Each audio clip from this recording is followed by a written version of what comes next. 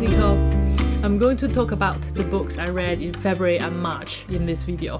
I didn't read a lot in the past 2 months, partly because I was away for a little bit and partly because I read the books quite slowly.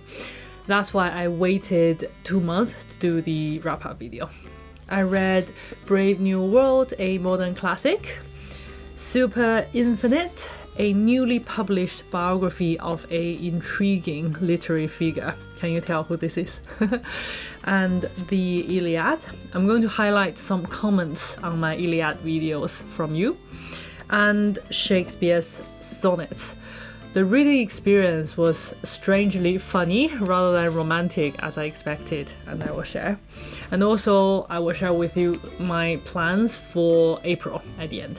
Brave New World by Aldous Huxley is one of the most well-known dystopian sci-fi novels. Jonathan Bate in this little book quotes Shelley that literature of the past is not just a collection of historical documents from the world of the author, but contained within the idea of literature in De Quincey's special sense, the book talks about that a little earlier, is a faith in the capacity of human beings not to be entirely bound by history, confined by time and circumstance. Literature transcends time.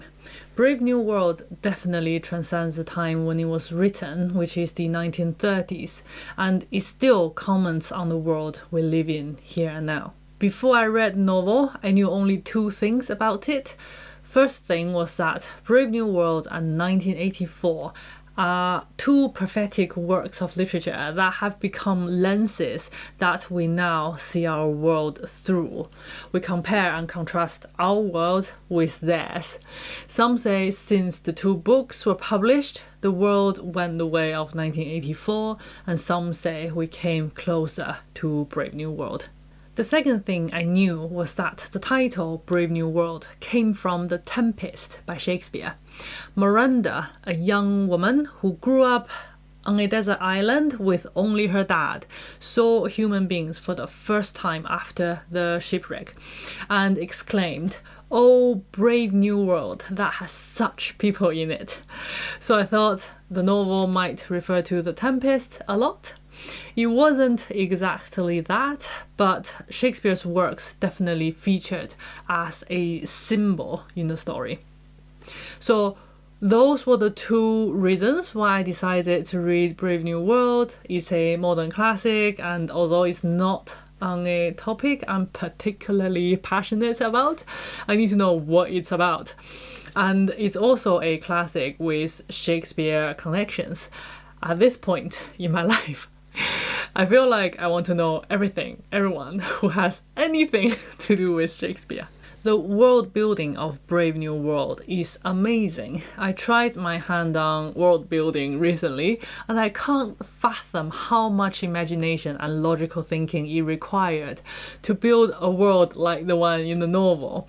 You can tell this futuristic world clearly comes out of our current world, but it has gone far, far away. In the beginning chapters, children are not born and raised by their parents and within a family context anymore. They are produced along factory lines and raised centrally in institutions.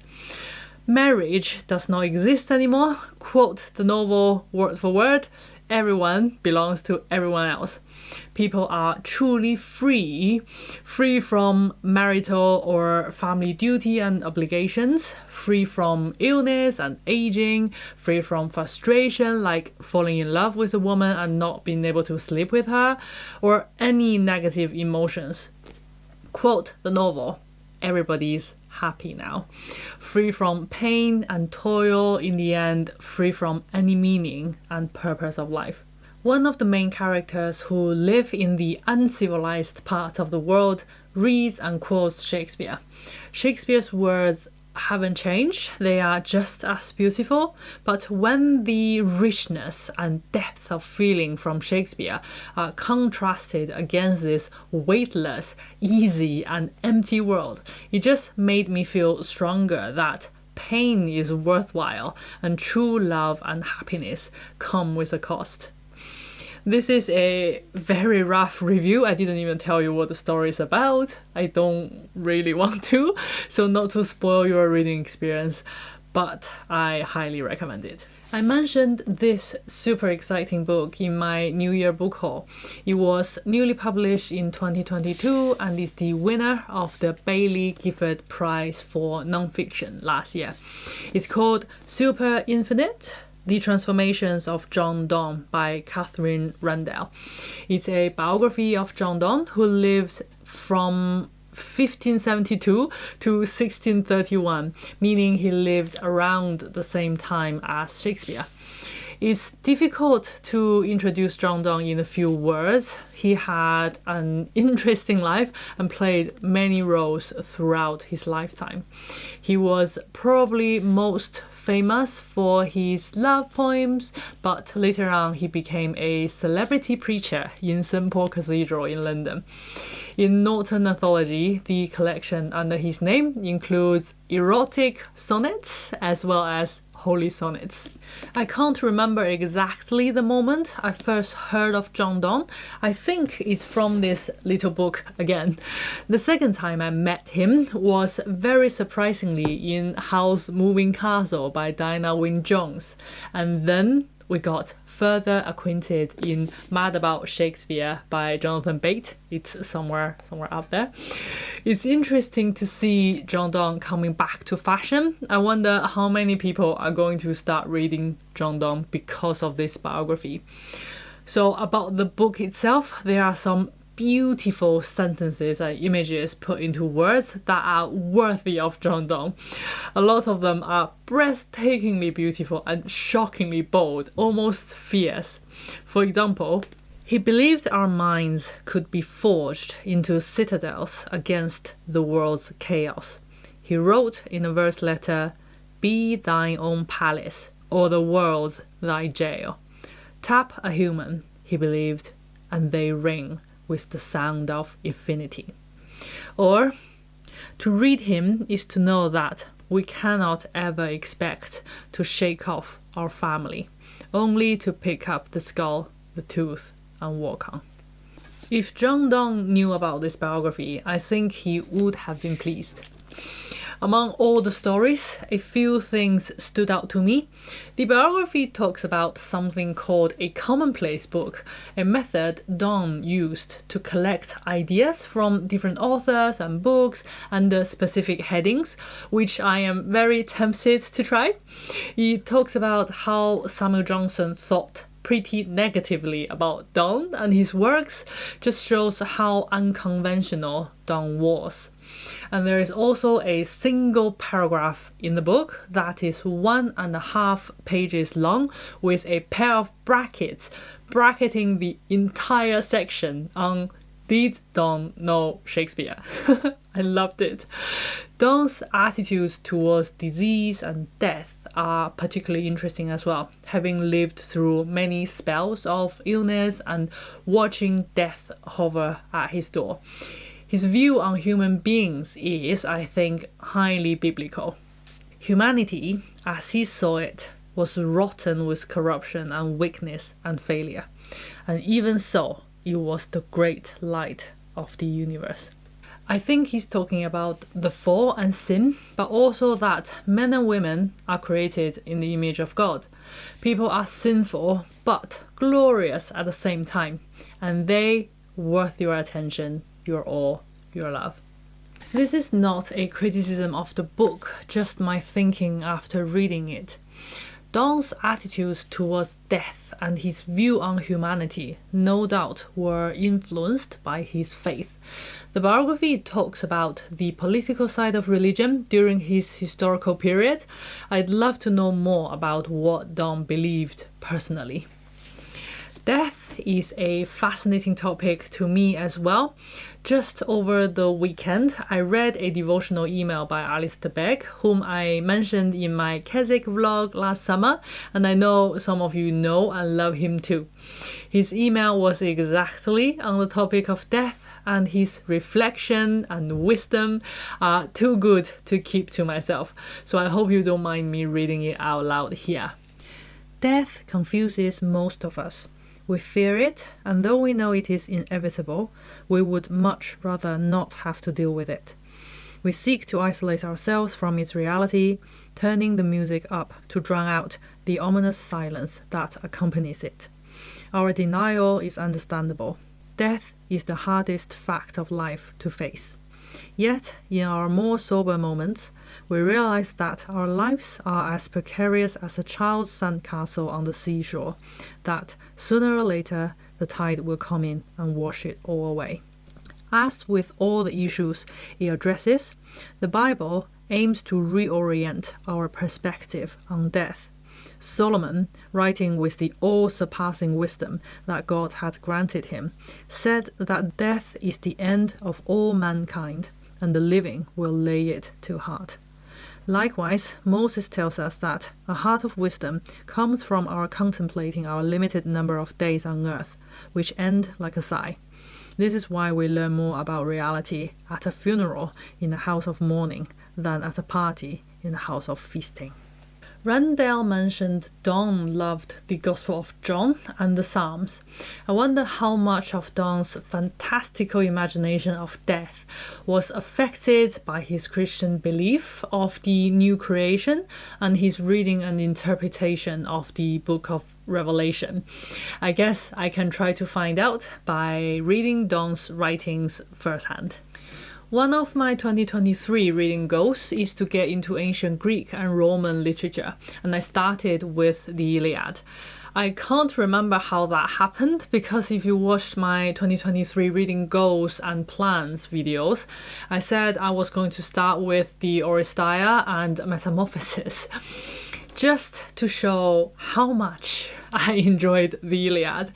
I made 4 videos on various sections and characters so far, and I've never produced so much content from a single book before.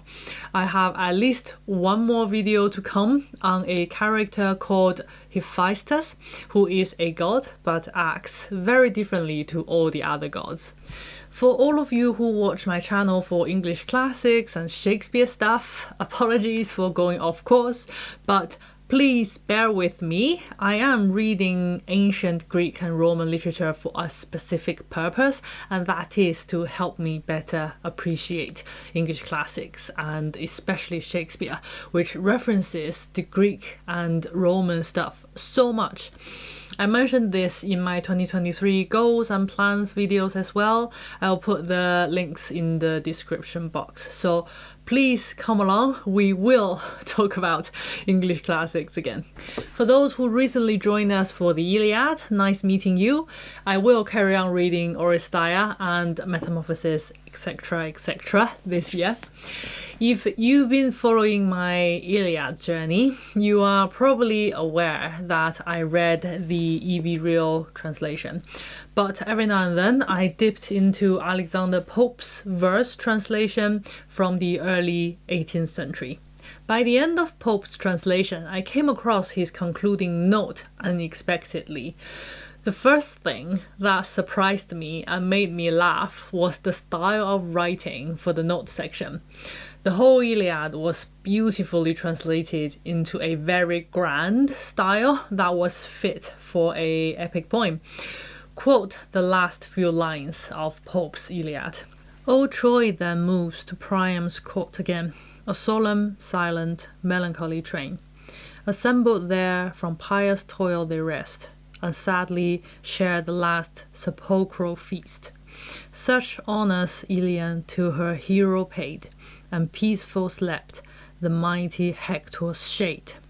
But when it came to the note, they were written in a style of very informal, everyday speech, especially after hundreds of pages of epic verses of grandeur. We have now passed through the Iliad and seen the anger of Achilles and the terrible effects of it at an end. The contrast was so drastic, I nearly fell off my chair, metaphorically, and I cried out aloud across the ages to Mr. Pope in my head. "You can't speak normally, you actually speak exactly the same way as we do. Why didn't you do a nice and easy prose translation. But obviously I didn't really want that because we'd have lost this amazing verse translation. But you get my point. That was a delightful moment. The second thing I loved was that it seemed Pope felt the incompleteness of the story too, and therefore added extra notes to give the readers the ending of the war and of a few main characters, which answers a lot of my questions. He recommended Virgil for the wooden horse episode, and Helen was welcomed back by Menelaus favorably, a question and a wish I mentioned in my video about Helen, and Dandy Paris and his arrow actually killed Achilles, just like he did so many other Greek leaders in the Iliad, which I was going to talk about in Helen's video, but I ran out of time. And shame about Ajax, who killed himself after surviving all these bloody battles. And I am mega sorry for Priam. The ending of Priam is featured in Hamlet. My purpose of reading ancient Greek and Roman literature is for their own sake, but like I said, it's also to help me understand Shakespeare better, and it's all coming together here. I am very excited. In addition to Pope's note, I just received the Library of Greek Mythology, which is a collection of stories. And I read the sections about the Trojan War, which include a lot of this information. It read like a no-nonsense account of the Greek myth, almost like a Wikipedia page. I receive lovely comments from you all the time. A good friend pointed out recently how fascinating it was to read the comment sections on my videos. It just reminded me how fortunate I am to have such great fellow readers like yourselves. So I'm going to highlight some of the comments on my Iliad videos this month. Some of you are very knowledgeable on this topic. You have walked a lot further on this journey. Thank you for sharing your knowledge and opinions and recommending books and authors so generously. Some of you are from amazing parts of the world. I really love hearing your personal stories. For example, here is Ahmet saying burial and funerary rites were really important to the Greeks. In law, we discuss if there is a right to burial as a human right. This was a popular question in Turkey for a year or so. The lawyer who made it popular referenced Antigone from the ancient Greek plays. I just find it fascinating that ancient Greek literature plays a role on current issue, on law and human rights. That's super cool. He also said Ilium/Troy is really close to the city I'm currently living. He's going to visit it in a couple of months. How cool is that?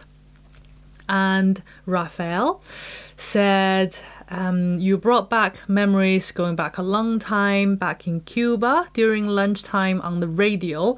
They had educational programs for kids. The Iliad and the Odyssey were two of them. How cool is that? I don't remember hearing anything so cultured when I was a kid. I also love hearing you say you found the Iliad intimidating but would like to give it a try after watching one of my videos.